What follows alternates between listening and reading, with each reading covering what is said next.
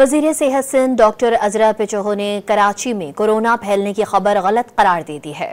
اپنے ویڈیو پیغام میں عزرا افضل پیچو کا کہنا تھا کہ 100 افراد کے کورونا ٹیسٹ ہوئے، جن میں سے صرف 7 میں کورونا مثبت آیا۔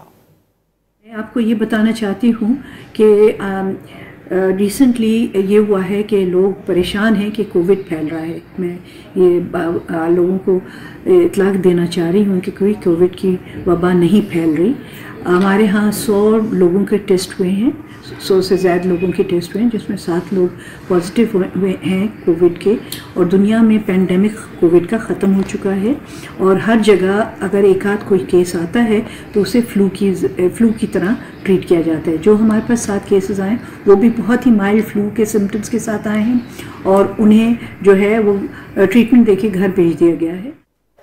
وزیر صحت سندھ ڈاکٹر عزرا پیچو نے کراچی میں کورونا پھیلنے کی خبر غلط قرار دے دی ہے۔ اپنے ویڈیو پیغام میں عزرا افضل پیچو کا کہنا تھا کہ 100 افراد کے کورونا ٹیسٹ ہوئے، جن میں سے صرف 7 میں کورونا مثبت آیا۔